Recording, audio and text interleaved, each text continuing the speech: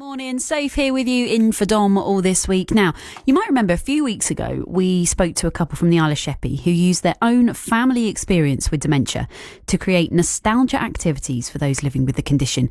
At the time, Sharon and Chris Daltrey told us they'd been nominated as finalists at the Dementia Care Awards. Well, some very good news for us this morning, which we need for a Tuesday, don't we? They won that award. Sharon and Chris from Sheerness are the creators of Timeless Presents, which is a business which helps to re-establish connections through puzzles and colouring books and a curiosity box. They brought them into the studio. They were incredible to look at. And I'm really pleased to say Sharon is on the line with us this morning. Good morning, Sharon. Good morning. How are you? Congratulations on the big win. Thank you very much. Very surprised, but very happy to have got some validation. So, yes. Well, that's the thing, because, you know, you can tell us, you can remind everyone about it in just a second, but, you know, something that you created to help your dad and other people is being recognised, you know, on such a big scale as something that can really help people with dementia, which is something that so many of us have to deal with. Can you tell us, remind us what you've made, what you've created here? Well, basically, we've reimagined what you might call traditional pastimes. And so, for example, a wooden puzzle.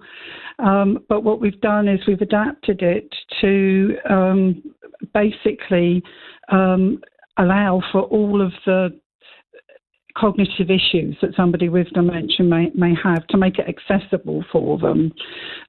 We've also, excuse me, sorry. That's all right. We've also tried to make them age appropriate for their age. So, despite the fact that it's a wooden jigsaw puzzle, the image is something suitable for somebody who is older. So, and we're using all of the science that's currently available to make these things desirable and interesting and accessible to them. Yeah, absolutely. And you know, you've worked firsthand, you know, I know that when you were caring for your dad and everything, and you understand what it means to someone to have that little bit of a connection.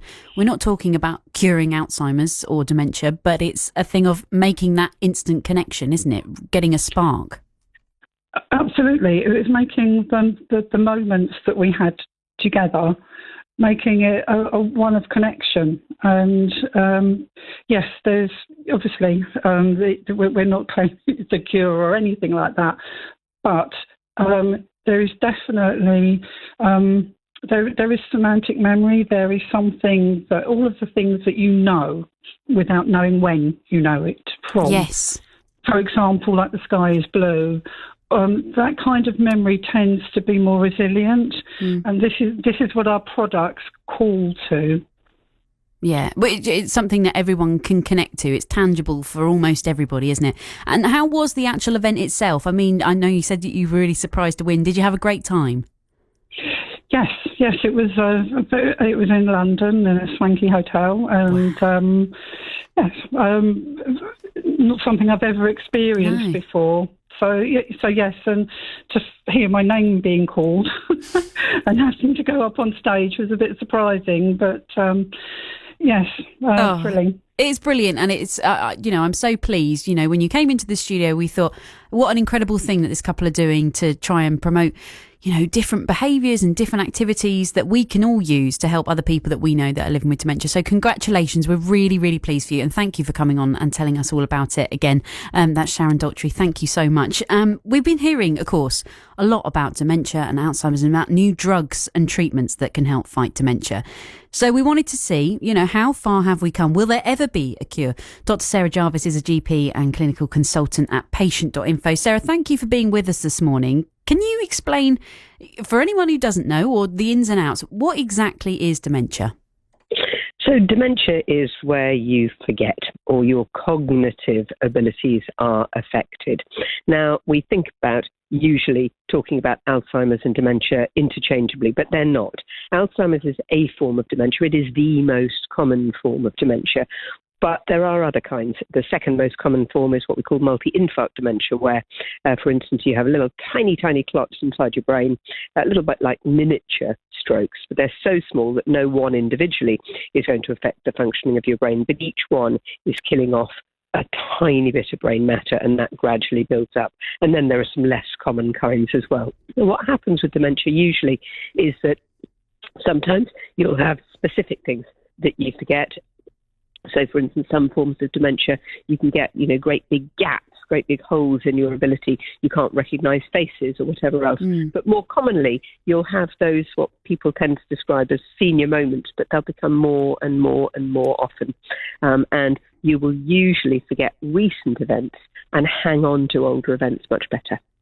And there's so much around, just colloquially, people talking about dementia. But do we know how much, or if at all, lifestyle has got to do with the likelihood of anyone getting dementia? Does that come into it at all? Yes, it does. It has quite a significant impact. In fact, The Lancet produced a commission in 2017, and they identified 9 what they call potentially modifiable factors, which could affect a significant, about a third of cases of dementia. And in 2020, they came up with an updated version where they included another 3 factors, and those 3 factors were air pollution, traumatic brain injury. So we're talking about, for instance, boxing maybe, or if you remember, footballers with the very, very old, heavy leather footballs. And alcohol. And they said that the 12 factors, so the 9 they'd originally come up with, including, for instance, lack of education, hearing loss, really, really important, smoking cigarettes, high blood pressure, etc., lack of social contact.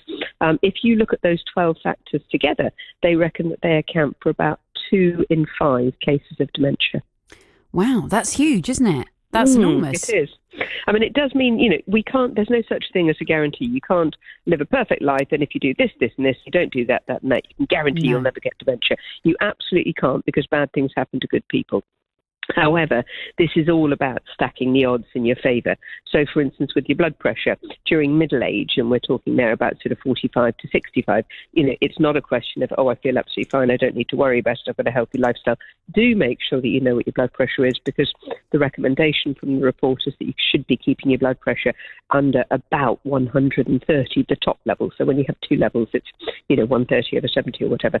The top level should be under about 130. You can make a real difference by reducing the salt in your diet, for instance, which is one of the major modifiable risk factors for high blood pressure. Obviously, you can make a difference by not smoking, those sort of things. The tangible things that we can do, we can make changes. And we have been hearing about new drugs for dementia. Do we know what's happening with those? We do. So one of them has been approved over in the USA, and it's going to be looked at this year.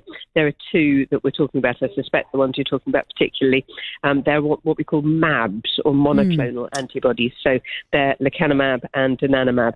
And basically, they are actually targeting the build-up of the plaques that go on in the brain when you've got dementia.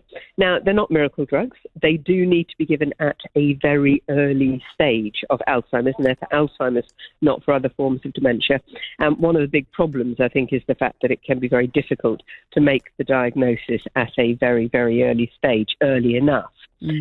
For people to get the drugs. But we'll see. I mean, the good news is that they do have side effects. They have to be given by an infusion, and they can occasionally cause really quite nasty side effects. But the good news is that this is really the first time that we've made real headway in slowing down, stopping in its tracks some of the progression of dementia. And what a slither of hope. We will absolutely take that. And Sarah, I know lots of people have got relatives, loved ones that they are living with or caring for who've got dementia. Are there little things that we can do to make a difference in their lives on a day-to-day basis if someone has already got dementia? Absolutely. And I think I would probably say the most important thing you can do is to look after yourself, is to be kind to yourself, because it can be really, really tough. Very often, carers for dementia will be looking after, somebody they always assumed would be there for them as their best friend and maybe help them if they got old and ill. So, be kind to yourself. Do bear in mind that it can be incredibly frustrating and exhausting to have to answer the same questions time and time and time again. So do be kind to yourself. Make time for yourself to get out. But I think very importantly, do remember that on the whole, people who've got dementia will tend to keep memories of things which are much longer standing for very much longer than they will those newer memories. So the newer memories tend to be the ones that go first. So do make sure that there are regular reminders around there. We heard that lovely lady talking about so-called semantic memory, things that, you don't know why you know it, but you know it. Yes. And those sort of memories do tend to stay. So, a lot of people will have, say, sunset boxes where they'll go through old pictures or old music that came from that person's youth. And that can very often spark memories in them and really, bring a smile to their faces and just take them back into a moment they remember really well. That's lovely. And that's something that we can all do. It's cheap, it's inexpensive and easy for us to do. And hopefully it'll make a difference. Thank you so much. That's Dr. Sarah Jarvis, GP and clinical consultant at patient.info. And of course, we spoke to Sharon Daltrey there, who has created those puzzles and colouring books and curiosity boxes from Timeless Presents.